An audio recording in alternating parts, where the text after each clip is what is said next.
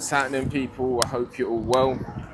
So the opinion you should follow should be your own. Consider this the opinion from a complete stranger online. Please be responsible when competing in the markets. So Jared Anderson and Martin Bakole are going to be squaring off this weekend in an enthralling heavyweight dust-up. Two contenders. Jared Anderson, you would say, is just coming out of the prospect phase of his career. But it's rather puzzling for me why Jared Anderson, who is a young up-and-comer, is being thrown in there. Let me just put my water in my pocket. Is being thrown in there with a very strong contender in Martin Bakole. Martin Bakole has beaten Sergey Kuzman. He has beaten Carlos Takam in better fashion than anyone else has done it. He has beaten the likes of Marius Wack when Marius Wack had more to offer.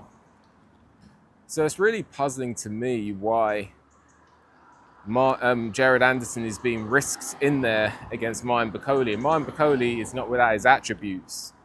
Martin Bakole, he doesn't put everything into every punch, but every punch is heavy and he throws a lot of them.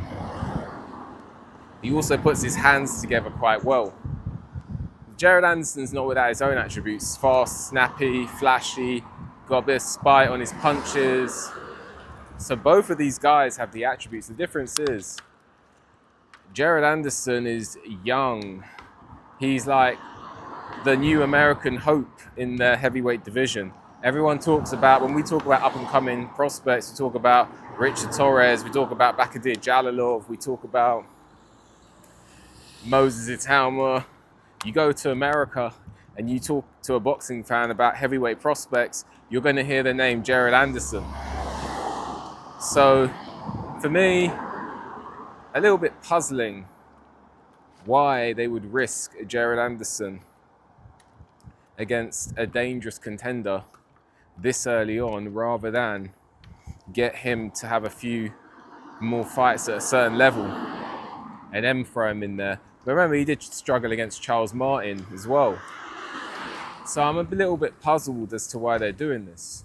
But then you hear stories about him getting arrested, stories about him saying he wants to quit by, 27 years old, quit boxing and move on.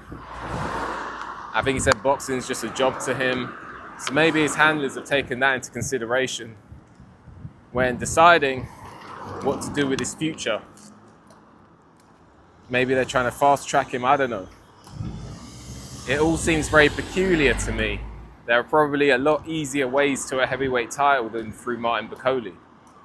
Anyway, this is the fight that's happening. For me, this is a fight that, in all honesty, I can't see this fight lasting the full distance. Honestly, I can't. You got two fighters who come together. They like to mix it up. Anderson doesn't really like to fight a defensive fight. He's an offensive juggernaut. You've got Martin Bakole, who can fight on the back foot. I have seen it. But he much prefers to come forward. He much prefers to mix it up with you. He's not really a jabber, despite being around 6'5" tall. He's not really a jabber. He can jab, but he's more of a guy who likes to put his punches together rather than work off the jab. So for me, I would say that this is a fight that's probably going to be fought mid-range, close range. This could even be reminiscent of Holyfield-Bowe fights. I don't know why I can see both, armed, sort of like head-to-head, center of the ring, swapping punches. I don't know if Anderson wants to experiment with this southpaw that he can do, because if he does want to gain somewhat of an advantage, maybe switching to southpaw might work. I don't know. That's a risk, because I don't think he's as good at southpaw as he is at orthodox, but he can do the southpaw thing. So if he is able to switch southpaw and mess with the angles of Bakole, maybe he can offset the rhythm. Southpaws tend to be good at offsetting the rhythm of fighters. So if he can experiment with that, then maybe that will work. But when I look at, as gamblers, us trying to make a profit from this fight, I see it quite simply put. Martin Bakole's a puncher. Jared Anderson's a puncher. Both fighters are on top fighters. They both like to mix it up in the middle. We've seen Martin Bakole getting hurt before. We've seen Jared Anderson getting buzzed before. So when you've got two punchers who come together, two guys who don't really like to fight the defensive fight, two guys who can be hurt, they're not Marius Wack, they're not fighters with, they're not David Chua, they're not guys with solid chins. They're not saying they got glass jaw, but they're not guys who can just take hell for leather and just keep going. So for me, this fight doesn't go the distance. And for me as gamblers, when I'm looking at how to exploit the market, I'm placing a bet. I'm recommending you place a bet on this fight not to go the distance, because that way, whoever wins, it doesn't actually matter.